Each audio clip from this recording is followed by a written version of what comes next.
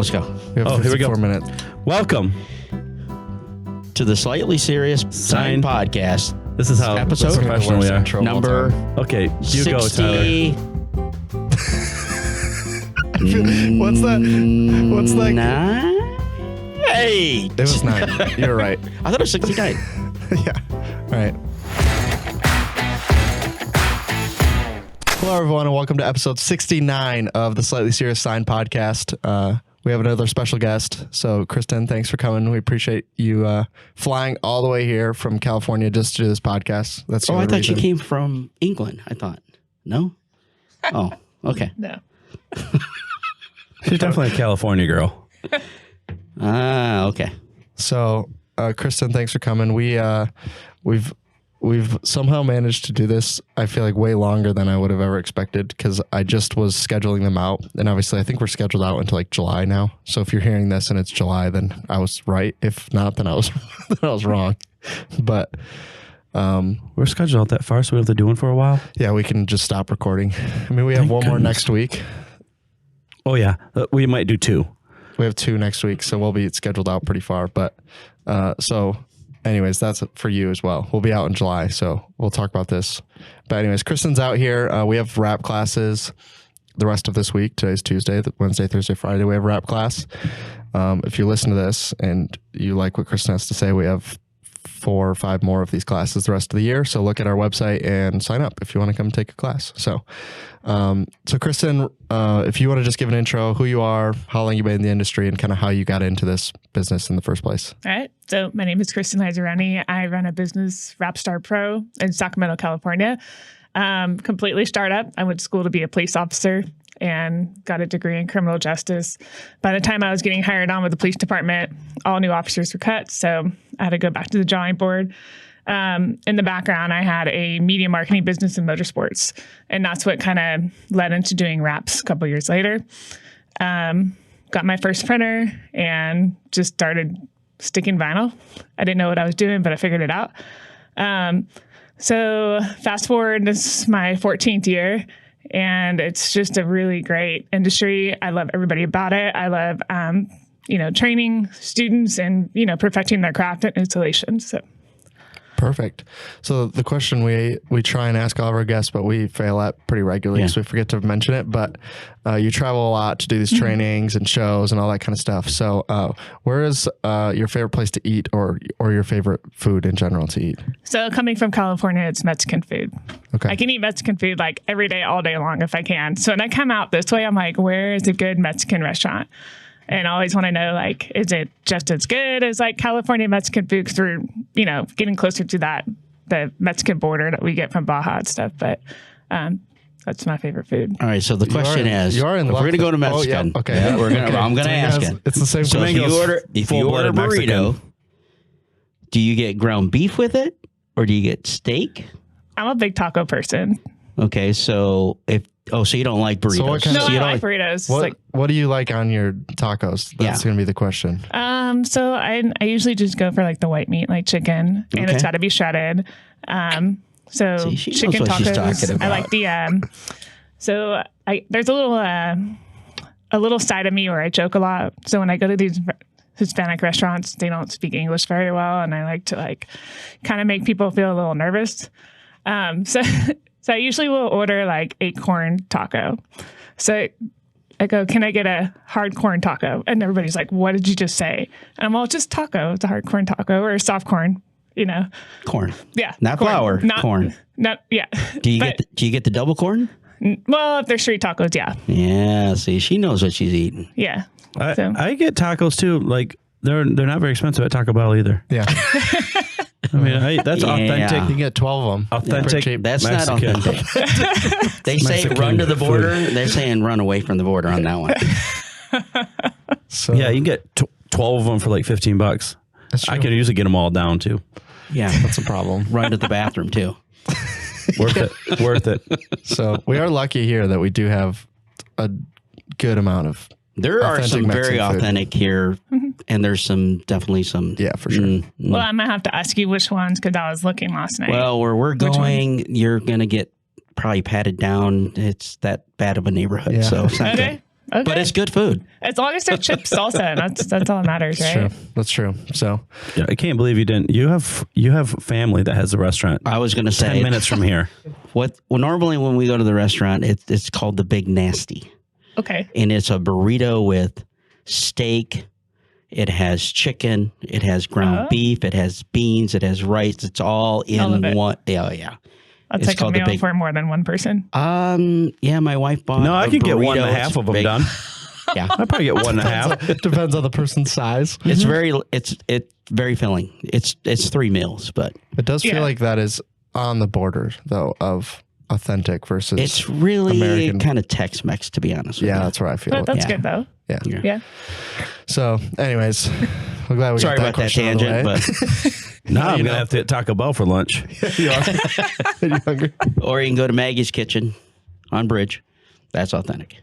All right. Well, so Kristin, you obviously have a little bit of a background in training. So the first question I want to ask is kind of in the day and age right now of YouTube and TikTok and every possible training videos available to watch. Why do you think in-person training is still important? I think it's that one-on-one, hands-on, right in front of you, working with an instructor is one of the most important things. I didn't have that when I started. I mean, back then was the Wrap Institute just started. So like getting to see those kind of videos, but they were almost like European-based cars. And I was like, but I'm looking for a Chevy Express van. That rear corner before the rear door is like, it's that hard, spot right above or just underneath the brake light. So definitely in-person training is really important just because like if you say, hey, like I'm struggling in this certain type of area or navigating a corner, can you show me? And then working alongside a student really helps a lot. Yeah. The thing I've been telling people lately too is, so the Wrap Institute is great, right? They have a video for just about everything, it seems like right now. But I say, so they obviously are very big on the training through videos, right? Mm-hmm. But also Justin still does in-person trainings. Yeah. Right? Which so is amazing. He's doing all of that and is still realizes, hey, there's an importance of getting in front of somebody and showing them these things. I think there is a way in the current age for people to learn it through whatever videos they can watch. I think it's doable. The problem is I think you may not know mistakes that you're making, right? You may think you're doing everything right for the longest time and then realize that you've been doing it wrong or not perfect the whole time. So I think that's huge. If you think about somebody, the biggest guy that I know that's into training over video is still doing in-person trainings. So it speaks volumes right there. Yeah. I mean, it's the same thing. It's like, I'm always, Googling how to remove this type of door handle or whatever, just because we don't do a whole lot of color changes. So, the commercial lines, we get it. But every now and then we'll do a color change. We're like, okay, don't over tighten the screw or, just certain things that you don't really learn in the videos that is important in person. Yeah. There's almost like a certain like mechanics background that you need somebody with that background to understand some of them, especially on some of the newer cars. It seems like where there's sensors plugged in. Everything is electronic now, right? So it's not like you're just unscrewing a doorknob, right? Everything is hooked up together. So it's a whole mess. Yeah. I know somebody that actually did one of our vans and broke a handle and we couldn't get that fixed for a while. I don't know who. Me neither. Remember we wrapped over the molding to keep the molding on too? Yeah, on the mirror. On the mirror. So we broke both clips at the training. Oh, we broke one taking it off, and then we broke the second one putting it back on. And so then there was no clips at all. And we're like, just wrap it. Yeah, we're like, well, we got to drive it back home. Like, what am I supposed to do? So we wrapped over it. And then up on the windshield. So you got wrapped up on the windshield. And it stayed that way forever. And we did not fix it for a very long time. So yeah, have extra clips on hand. That's my tip for you. Tips and tricks. Is that what you're saying? Yeah, clips.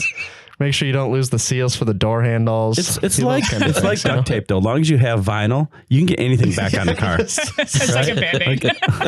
A big Band-Aid. Yeah. On one of the classes, it was the same thing. We didn't have all the parts we needed to put the door handle back on, so we just wrapped over the whole door handle. And we're like, well, at least for now, no water will get in, so we'll be okay. Wow. So I don't recommend that. I'm just telling you, if you got in that situation, you could. That's why we don't do that for a living. Yeah. This is why we do the trainings.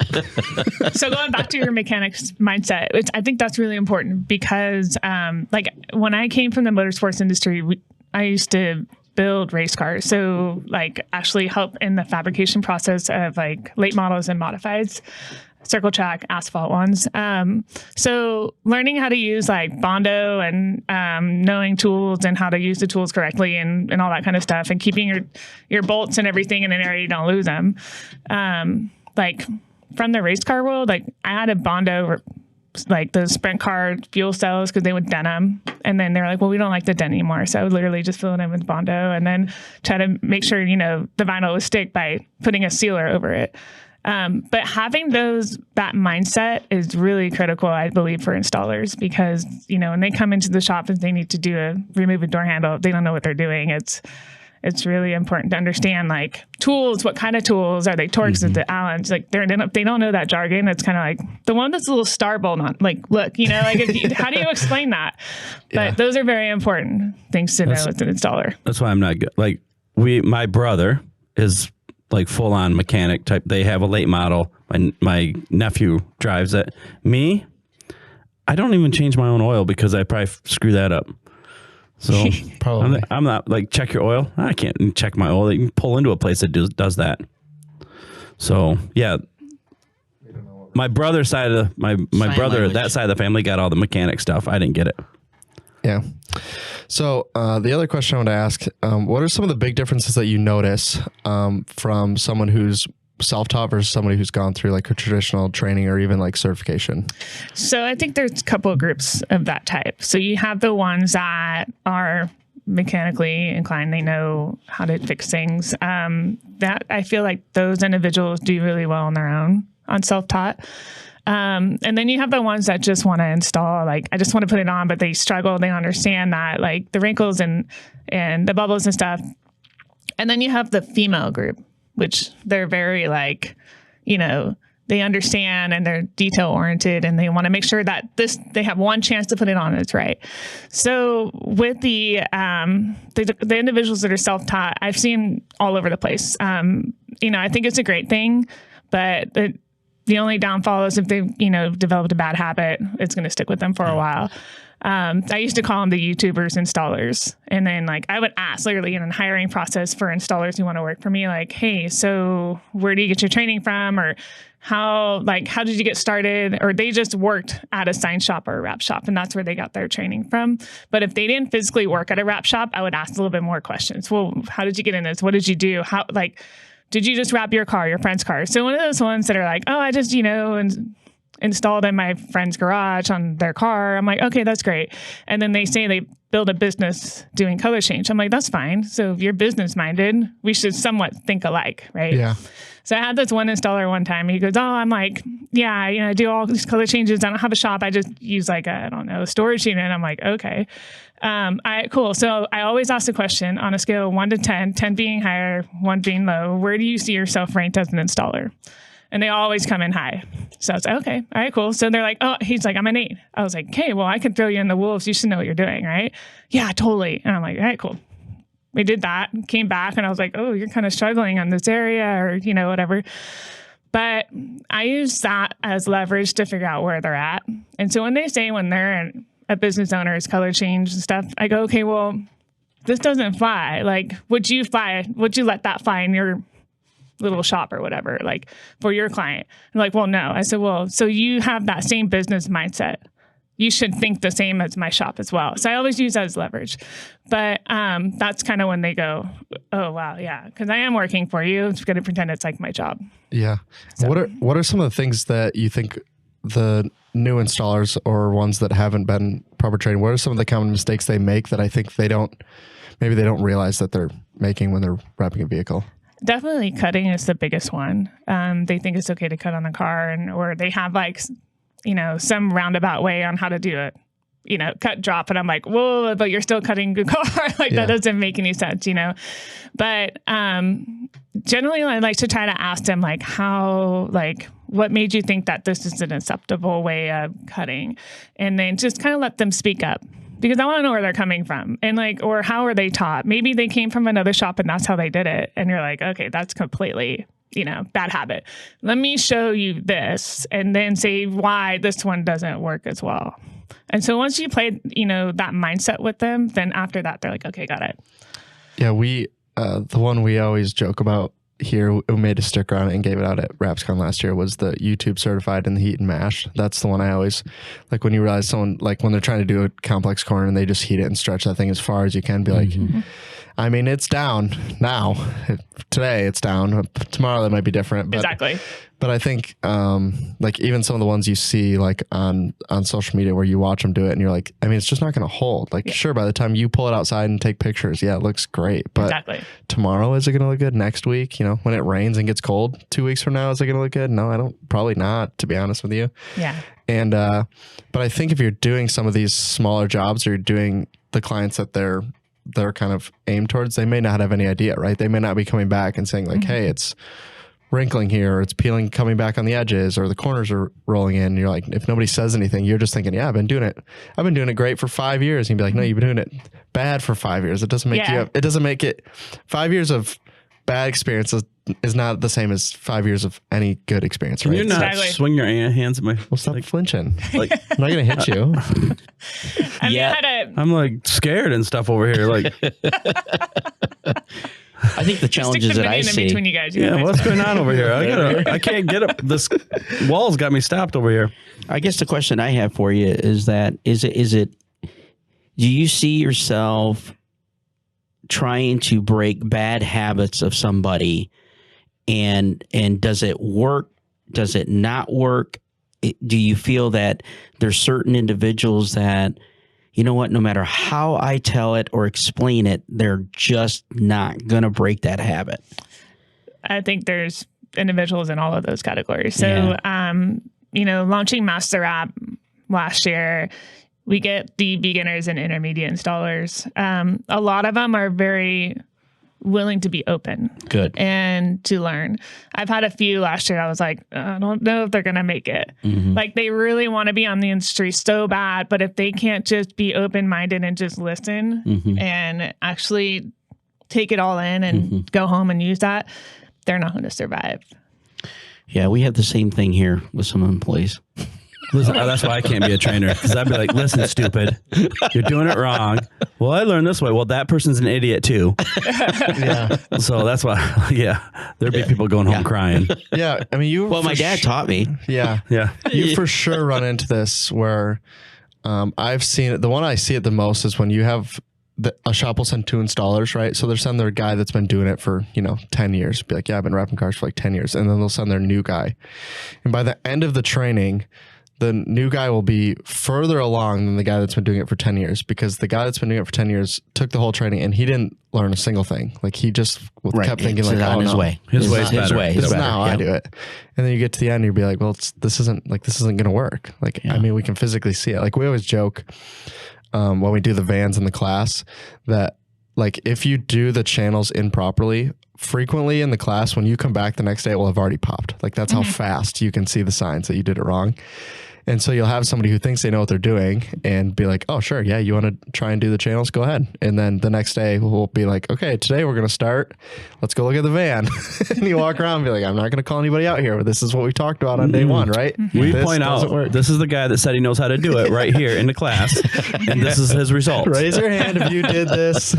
No, but yeah, I'm talking to you. Yeah. Exactly. You're not paying attention again, but this is still you. No, but that's what I'm saying. Like, it's like the proof in the wrap industry. That's kind of what I love about it, is it's so obvious, right? Like, when there's somebody who's really good at it, like it shows, especially over time, right? When they've been doing it a few years, like it just shows. Everything shows.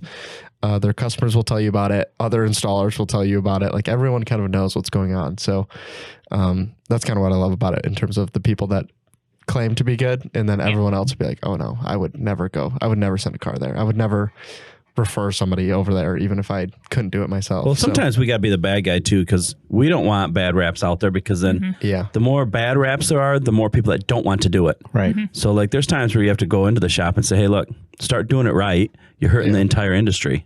Yeah. Like, the stuff you're putting out is terrible. And they might get mad at you for a little bit, but the reality is you can't have, I mean, we take pictures of everything on the road. That's like, it's a bad one. And then it's usually it's usually a certain brand. every time. We just assume it's a certain brand. Yeah, usually it's one of our competitors. Private label. We figure it's that brand every time that it's failed. It's got to be. Man. So. Sorry to interrupt you guys, but I just want to take a minute to talk about Nakusa, the name behind our tape. Our tape's the #1 application tape out there, but they are more than just tape now. Nakusa has a full range of products out there. Their new one is called NextBond. This is a UV cured adhesive. Why does that matter? It's an eco-friendly and durable option, but comparable to most of the eco-friendly options, this is a cost-effective product. So if you're looking for an eco-friendly product or a durable product or just in general a good vinyl, NextBond is going to be the one for you.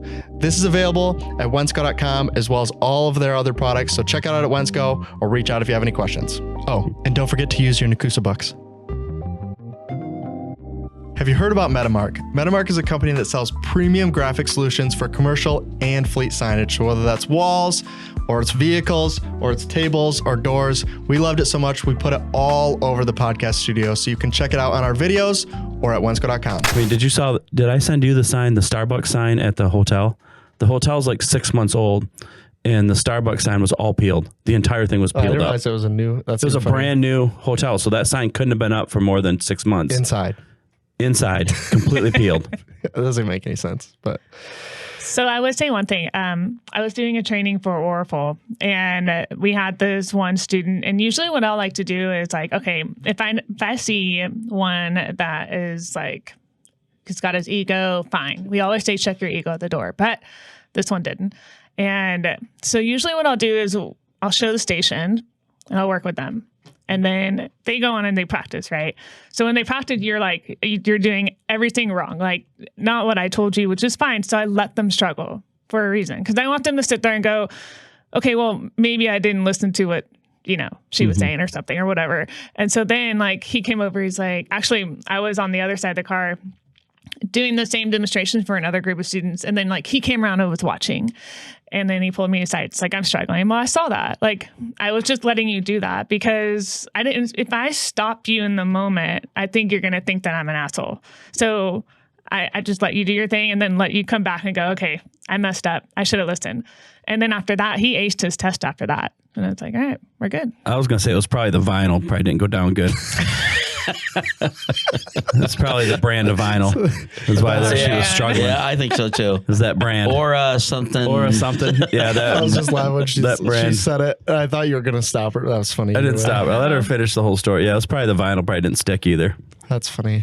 But it was navigating a door handle. It wasn't even a vinyl. It was just an application process. No, we know it was the material. It was definitely the material in that one.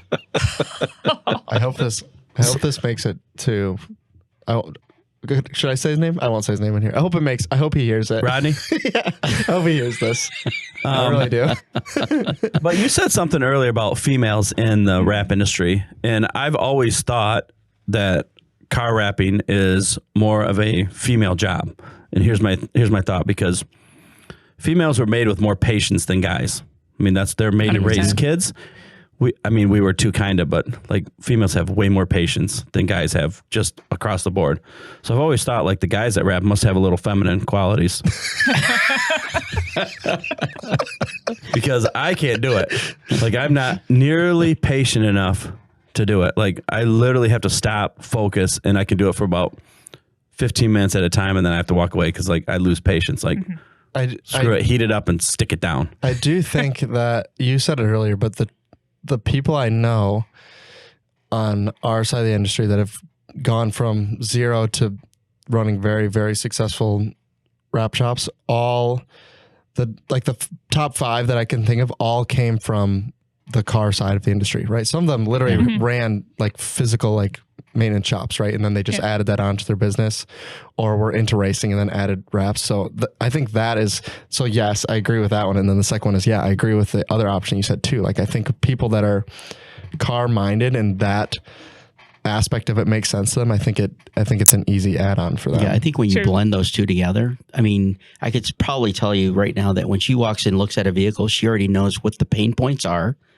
And I think that's kind of the wrapper's mentality needs to have that. When they look at a vehicle, they already know stress point 1, 2, 3, they should automatically like just start seeing it and visualizing it. They have this visualization. Like I always said, Chad has this. Like he knows what's underneath that vinyl. Like I have to walk around the other side of the car 17 times to go like, oh, that's where the molding is. Yeah. He knows. He can see, like, can you see through the vinyl? I think I've asked him before, like, and I think that any good rapper, like, it's almost like they can see through the vinyl and see that car underneath, where not me. I walk around, by the time I walk back, I already forgot what I looked at. I think even like that's why you got one side of the car to look at. Yeah, even when like you see them do like the speed wraps, like kind of at the show, like how comfortable they are with cutting the vinyl, right? When you're talking about like cutting on the car, where they will just know like where the drops are, right? So he just will like cut the knife, and he'd be like, "How did you know like the tire wasn't there? Like how do you guys? I can't see anything from my side." Like, no problem. Like, I do that, and I cut it 3 inches short. Now you got part of the car showing. Well, it's like the Hexas battle board at SEMA. It's like you have like the belly, and then you have the hole, right? So you have to make a small relief cut in the hole. Otherwise, you stretch it, the hole gets bigger, and then now you have like a relief cut in that channel. But it's having to know like what's your pregame. And that's why, like at Master Wrap, I talk about like pre-gaming. What are some things to speed up your installation process? And you do that before you pull the vinyl out, not when you're on the floor installing. Like you should know what you're doing before you start. But yeah, and females are great. I also say people who have OCD or ADHD are really good candidates for installers. It like calms their mind. And OCD people are just like, make the perfect installation, especially for color change. You're like, wait, you wrapped a white fender and it looks like it's paint. Yeah. So that's interesting. So we've talked about it a few times, but what is Master Wrap, and kind of what is the goal, or who is this kind of aimed towards? Okay, so Master Wrap is a beginner, not super fresh beginner. So let's say you know like squeegee etiquette, basically. You know how to hold a squeegee and that kind of stuff. So beyond that, so you say beginner to intermediate installers that want to perfect their craft in commercial van wraps, or we're launching our walls division. So basically just getting that. So they're paying for the $1 for 3 days of hands-on training. Curriculum is all online. So you're not wasting that 4 or 6 hours on the first day of just in-person curriculum. And then you're strictly just one-on-one with the instructor and making sure you get all your questions answered. And it's not the stress point of a certification, because with certifications, you got 1 day of training and then like to show the stations, and then you got to start testing. So it just removes that stress factor out. It just focuses on the installers and building them to be better installers.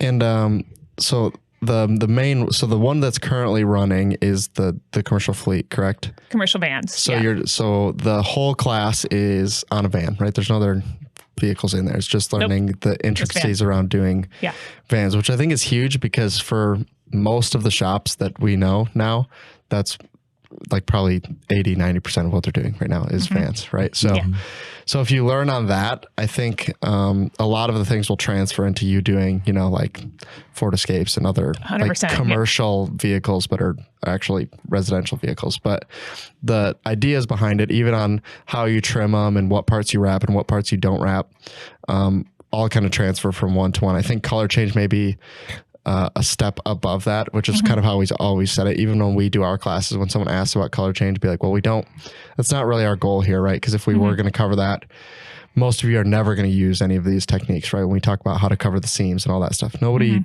most of you aren't going to need it, if we're being honest with you. So I think if that's the side of the business you want to get into, I think it's a great solution for that, for sure. Yeah. So the way how we built the van curriculum, and when I say we, it's Arlon and WrapStar University. So when you do this Master Wrap van training, you're going to learn everything you need to know about channels. The 3 ways to do it. The one that fails all the time that we just talked about. So it's the deep recess, and then the cut and drops, and then the inside first method. Most students walk away going, I'm doing cut and job. Okay, well, you need to make sure you communicate with your client sat, right? That's important. They get to learn how to make relief cuts in certain areas that are not visible. So that top corner in the rear that people just want to add a whole bunch of primer and just shove it over and hope that it sticks, right? And it stays, it's not going to. So showing these techniques and certain things from the van training, it also applies to cars.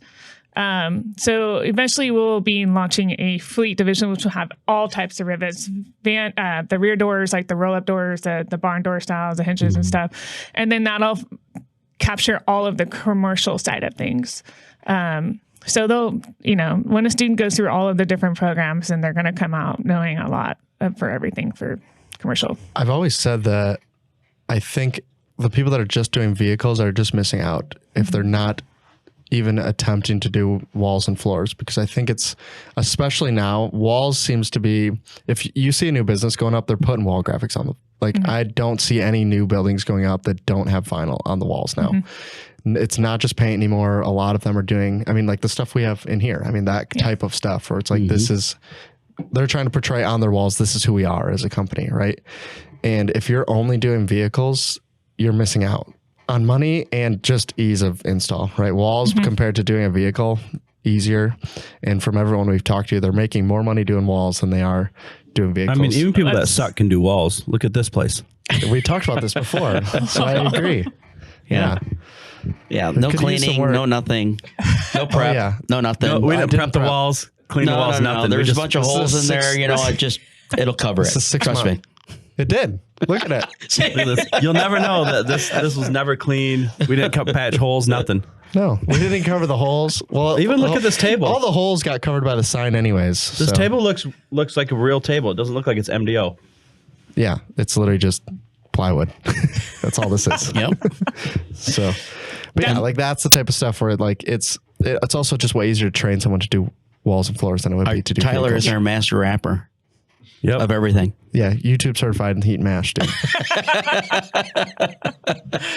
but that's how easy it is, right? Like this isn't, I wouldn't pass this on but this is how simple, where you could put on the wall and someone would walk by and be like, yeah, that looks good. And if you looked at it, and you see where I messed up on the trims, then you'd be like, you probably could use a little training. But for the most part, it's way easier than doing standard vehicles. Yeah, and you're 100%. Right. There's a lot of offices that are starting. Doctors' offices, I've noticed that they're starting to put a lot of wallpaper up, all types of graphics and all that stuff. Resurfacing film too. So those are good. Yeah, the hospitals are all doing this type of material now, like the Dynoc type stuff on cabinets and countertops, and even the fronts of where you would come to receptionist, that front area often is Dynoc now because they can clean it and replace it, and it gets dirty typically anyways from people, feet on and all that kind of stuff. So yeah, it's a huge part. So I think if you're just doing wraps now, that's something for sure you should look at doing. But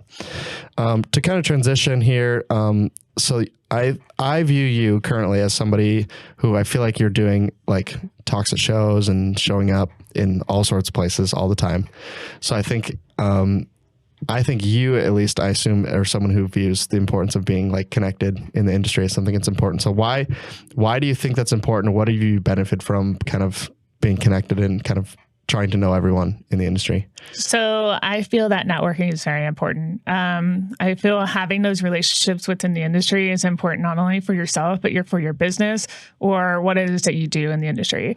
So for me, I chose to go more the professional route. So I was more involved with Printing United and ISA than, let's say, WrapsCon, which is more the installer show. I made more industry connections at those shows by participating on Women in Print Alliance with Printing United, PDAA committee, writing for Big Picture magazine in for their journals. Being involved as much as I can, because I also needed to do that as a trainer. Because I was looking to be a trainer, and I gave myself a 5-year goal to be a trainer and have a training facility. You can't just open up a training facility and come. No one knows who you are. So you had to build those relationships. Also through the motorsports side of things, my previous business was media marketing. So a lot of it was finding sponsorships and getting drivers to get sponsorships. So for me, those networking things are very important.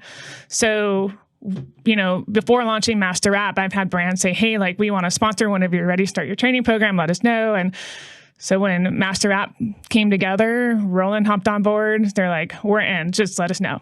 Just like we want to do it now. And I'm like, well, just give me like 6 months and we'll be ready. And then, then I have all my tool supporters and stuff, the people that support Master App. And that is all from networking. And when I do networking, I'm not here to ask you to pay me anything. I'm here to make sure that you make money. And I want everyone else in the industry to make money. So I don't need to get any kickbacks. It's not what I want. So when I get we're getting some more people on board for this year for Master App, and they're just like, wait, you don't want anything? I'm like, I just want to support you. And we become a partner of Master App that way. Yeah. So I think about, I just saw, wow, why am I blanking on Ruggs' magazine? Rat Fam Unleashed. Yeah. So I just saw, they just put out in their last article basically all the training that's currently available for wrap training, right? It's like a 2-page spread of like little tiny logos, right? And it's just all of these trainings that are available. And I was just reading through the list and I was like, I bet I know like 3 of these people. So I'm thinking in my head, I'm thinking like, as someone who feels like they know a lot of people on the wrap side of the business, and you're looking at this, like, I don't know who at least half those people are, if not more. Like, how are you filling a class? Are people feeling comfortable enough to pay you if like people don't even know who you are in the first place? Like that seems insane to me. And there's so many available options for training now. It's not like it was, I mean, like when did we start doing trainings? When is that? What is that? Do you know when that banner is from? That banner is from 2016. The one that has like the who's who of the wrap industry. I think it was 2014 or 2016. We have to look at it. That was the first Arlon certification wrap class, was at our facility. And it's literally who's who in the industry was at that class. Yeah. Literally, like you read the names on that class, it's like, oh geez. That was before SLX came out. Yeah, that was, it was, I mean, we were wrapping crappy product. I mean, even that we wrapped that blue car. Yeah. In the old Arlon stuff that was like worse than the Orful stuff. Wow. So, I mean, but now but no, I've seen, WrapsCon from the very beginning. Yeah. And there's certain people that stuck around and there's certain people that were really big and just vanished. And a lot of times they vanished because they thought they got too good. Yeah. I could mention many names, but I won't. But there's a lot of names where like they were like the top guy, and then all of a sudden they thought they were the top guy, and they pretended to be the top guy, and they just literally got wiped right out of the whole industry. Yeah. And then there's other people I keep seeing come up. Like you're one that was coming up, you're like, oh, this person's going to be somebody, because you would see it and you just see it's the attitude that makes a difference. Like, are they willing to learn, or do they just think they're better than everybody else? Yeah. And there's still some that stay at the top that still think they're better than everybody else, but they do a good job of promoting themselves. But for the most part, it's really like the humble people. Jim Miller's probably the most humble guy out of all that's just really, really good. He's just way faster than everybody else, I think. He's got so many years on everybody. I honestly think that if you put him and Dallas on any team, they win any contest. I don't think anyone beats those two. Ever. It was when they did the WrapsCon. What was that? 3 years ago now? I don't know when it was. Two or 3 years ago now. Yeah, it was unbelievable. But I think that's kind of the point it feels like the wrap industry is at right now, where we have the original group that came through that kind of got it to where it is, especially with like how WrapsCon went. So Jim Miller and Dallas are 2 of the first names I would think of in that group. Chad.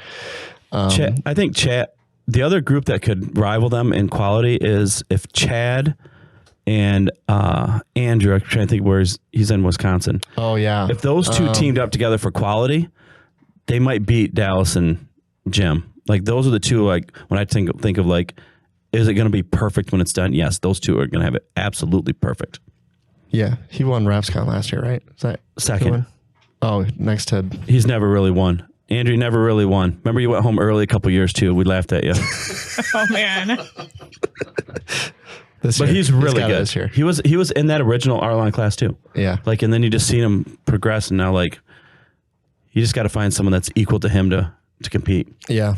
But you just think about like I think we're at a point where it's that original group of people is kind of, they're slowly getting further and further out of the business. Like even Jim Miller obviously is still wrapping a lot of cars, but he has a crew with him too, right? Dallas is the same thing. I literally just talked to him not that long ago, and he's in the same boat. He's like, they don't, like, my team doesn't need me here, right? That was his joke. He was like, that's literally what he told me. He's like, my team doesn't need me here. He's like, obviously I can work, but they don't need me. He is anymore. Funny too, because when someone gets good and they think they're really good, then he has to jump back in and show them like, okay, it's me versus you. Let's see what happens. But so I think we're at the point where it's like the second wave of people are coming through, and you're kind of trying to figure out who's going to take those spots, right? There's a lot of, when those people step out of the industry, there's gonna be big shoes to fill. Yep. And I think we found that when Rugg stepped out of his role, I think there's big shoes to fill there. And I think people think it's like, oh, we can just put anyone in this spot. It's turning out to not be true. Yeah. They're finding out in a hurry that Rugg's brought people to that show, and now the show's gonna die. It's struggling for sure. They listen to this too, so I apologize, but it's probably gonna die. I think it has potential. That's where it's at. But I think what happened was exactly that. I think they thought it would just continue on as is, and it's not doing that. And I think there's so many people that love that show. Like, even when we were there last year, everyone kind of had the same sentiment where it was like, this show is not doing well, but we do not want it to go away. So what do we need to do? And I think that's what the second wave of rappers is doing, is we're saying like, okay, we've been given this industry and these shows and all this stuff. Like, how do we get it from where it was and maintain that going forward? And there's a certain group of people that are going to hopefully get us there, and hopefully we'll figure that out, because that's what it feels like. I mean, like, I would just say Rugg's put in a lot of effort. He had those connections. He had that networking. He had that installer network. Yeah. Where, it's hard when one leaves and someone else fills the shoes and they don't have those connections. Yeah. So, yeah. Yeah, it's interesting. Rugg's put me to work years ago it was a SEMA show, and they had that was when everybody would introduce their new colors, and we had to unwrap the cars at the end of the show, right? And he points to a car. I'm like, I'm not doing that one, Rugg's. He's like, why? I'm like, can I have the Avery or 3M car? Because it was Rit Rama came out with colors. I'm like, I'm not doing the Rit Rama. I'm not taking that off. Like, that's where you need extreme heat. Like, it was stuck down. Like, you would take panels off with you. Not like paint would come off. The entire panel would come off as you're pulling. Bolts and everything. It's like Tech Wrap was like that back in the day. Yeah, it was terrible. Like, he's like, do that one. I'm like, no. So I gave that whole intro to kind of go in, like, as obviously there's people that we've known for a long time in the industry, but who kind of do you look up to, or who did you learn from when you were kind of getting started, at least? So there was a couple local shops that I looked up to. One of them, it's crazy. It's like, I looked up to him for, like, he had the coolest race car wraps designs. He was a designer. And I was like, man, that's a really cool style. Like, he's all into texture. So what I did, I would just study his work. And I would talk to him and be like, hey, I use CorelDRAW. He uses Illustrator. So I'm like, I don't know if we can speak the same language, but I would ask for advice. He goes, oh, you do this, So I looked up to him, and the roles have changed a couple years ago. And I'm like, this is not supposed to be this way. So we're really good friends. There was another wrap shop called Palmer Science in my area. They're still thriving. And I looked up to them. They're like, well, hire you. I'm like, no, I have my own business. I was going through my divorce. So I was like, I can't do that. But just having those friendships with my competitors was really important. And everybody in the area was like, why are you being nice? Like, we all hate each other. I'm like, it doesn't have to be that way. Like, literally, like, if you need help, I can come help for you. Like, give you an extra hand. Like, or, hey, if your printer's down, come use mine. Like, I had a wrap shop. This is a buddy of mine. His Roland was down. So I said, here's the key to my shop. You can literally print whatever you want on my printer tonight. And that was just the type of person I was. But I had mentors. I had people I looked up to. Kevin Kempf was one of them, just from the social media side of things. So I was like, man, those designs are bitching. Like, that's a lot of work. Yeah. And so now we're really good friends. What's his Instagram? Really, I can't think of it. What's his? PG Nola? Oh, yeah, PG Nola. Yeah. So he is probably the only one from the industry that stood out in the social media world for me back, 13 years ago. But now it's like, it's just, I'm friends with everybody, and networking is really great to be, say, hey, like, I struggle in this. They're like, hey, my employee struggles in this. Like, I don't have time to, what's your advice? So like, when Kevin comes over to my shop every once in a while, like, I tell my team, it's a luxury to have Kevin here. Like, I don't think you guys realize who he is. Like, he changed one of my installers from propane to torches to heat guns. And I was like, I have been trying for years with this kid, but he works alongside Kevin, and Kevin's like, tells him, yep, you got to use a heat gun. And then I was like, man, that's awesome. So yeah, I think the cool part with where the industry is going is I think the installation side has got so much easier in the last 4 years that design is becoming the only differentiator between one shop to the other, right? It's like anyone at this point can put vinyl on a car, right? Whether it goes on perfectly or not. But I think for the most part, it's gotten so simple that you can show anybody how to do it. But if you don't have that design background, like it is so hard to do. I mean, we think about it every time. Every time we design one for the wrap class, we think, I don't know how people do this. I've probably gone through 47 revisions to do this one stinking wrap. It's awful. But that's what kind of separates the greatest in the industry right now from the ones that are good, is that they absolutely put designs on vans that you're like, how did you come up with that? Like everything lines up so perfectly. It doesn't make any sense. I think the old school one was Casey. I think he's in Oregon, and he did the original rust wrap, but he literally took pictures of the car and he knew the body line. So when they wrapped it, like the rust was right on the body lines. Like I think he had a picture of his truck and then a truck that was all rusted out. And literally it was perfect. When he did it, it was like the amount of time that took, like that's another thing I can't do because I've been like, close enough. Yeah. And then the rust would have been coming down the windows and stuff. It's like the back when Avery had their Wrap Like a King contest. And you're like, how there's thousands of hours and money. I was like, I'm not even going to compete against that. That's ridiculous. But they come out with some amazing stuff. So 2 years ago, WrapsCon, I was installing a GLARP design in the Oracle booth. And I have never touched a GLARP design before. So I was like, can you come show me before the show starts so I know what I need to do? And he's like, everything starts on the hood. I was like, oh, okay. Totally just like put me back to ground zero. And I was like, all right, well, I just need you to come by. Just kind of show me like how your wraps are supposed to be installed. But learning from his process, that show, I was like, oh, okay. Thinking as a designer standpoint for what I do, I'm like, that's awesome. Oh, I see how you did that trick. And it just was really cool how like you don't experience that unless you have it in your hands or you're with that designer. Yeah. Well, every day you're learning something new, right? Absolutely. That's what guys, before we leave today, I just wanted to ask you one quick question, and that is, what is a pirate's favorite application tape? R tape. R tape is the #1 application tape in the United States, and it comes with an RLA, which is a release liner adhesion, meaning it's going to stick to the liner. Even on cut graphics, if you roll it, it's not going to tunnel, wrinkle, or curl, or anything like that. So if you're looking for the best application tape for cut graphics out there, R-Type RLA is for you, and you can get it at Wensco.com. I've said I've been really lucky to get to do a bunch of these wrap classes, right, with a bunch of different trainers. And I say every time I learn something different, and it doesn't mean the thing that I had learned before was wrong. It's just like, oh, this is not how I've seen it done before, and this makes perfect sense, right? Like, I'll have seen something explained, right? Like I had like the corners of hoods I've seen explained, you know, like 100 times on how you cut them. And then Charlie Trudeau, I took his Avery class, and he explained it. I'm not kidding you. It might've been 5 seconds. He's just like, yeah, he's like, he explains it, draws the diagram with a Sharpie on there or on an expo marker on the van. And I was like, I don't understand. Like, how did, it's just our brains must align. That's probably how it works, right? The way he explained it, my brain goes, oh yeah, why didn't anyone else ever explain it this way? And that doesn't mean any of the other ones were wrong, right? I'm sure that everyone else thought the same thing. Like when Chad explains it and everyone's just like, oh yeah, makes sense. And he just shows you and you're like, oh, perfect. Great.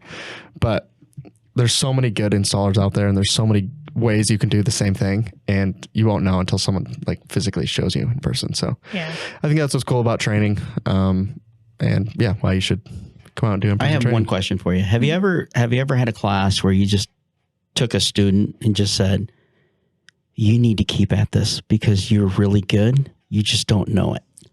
Yeah, I've had a couple of those. Okay. I mean, from all the different classes I've taught, and even whether they're just showcases or workshops. I always let them know, like, you know, you're going to do really good. Like you've got it. Right. Yeah. Yeah, there's is all there new the talent. opposite? Is there the opposite? Yeah, where you go, like, listen, dude, you need to go back to McDonald's. probably go work at McDonald's. I don't want to be rude and say that, but I'm just, you need some extra. Yeah, practice. Frank. You're listening, Frank. Frank. Yeah. George. They're the ones that give all the extra vinyl too. You should take this all home and practice more with it. So if she sends you home with a bunch of extra vinyl. Yep. That's a hint. Basically, time to go to McDonald's. All right. Well, we got a meeting we got to get to. So, Okay. Kristin, thanks for coming. We appreciate you coming out. And hopefully we'll have a good wrap class the next couple of days. And yeah, if you guys are interested in taking training, Wensco will have some. Arlon will have some as well, and Arlon will have certification as well, which I think you've helped with as well. So yeah, do just about anybody's training. Just don't do the Orful one. It's not worth it. Does that work? just know it's all out of love. It's all out of love. Yeah. I think Josh is going to be excited to hear that. Yeah. That I work over here. Yeah. He is. He probably is. He is. He's fired up about it. Let's put some confetti on top of that, then we'll know. Yeah. So Tell people where to find you too. To watch your videos and stuff. Yeah, where's your where can we give your find social media? What video? What? Sorry, I couldn't. where can we find you on social media? Oh, sorry. Social media is Kristin Lanzarone or Master Rap. Spell it out for the listeners. Well, Zeroni? like Hector I'll get all the Zeroni? jokes that they're Hector Macaroni and Zeroni. macaroni. So it's KLANZARONE. Oh, It's on her arm. that's not like For the Hector. audio. That's not like Hector Zeroni from the Holes. No, or there's Master Rap. So All right. Perfect. Well, thank you again. Thank you. Yeah, if you Thanks for hopefully you guys coming. enjoyed the Thank you. episode, and we'll see you next time. So Yeah. Bye.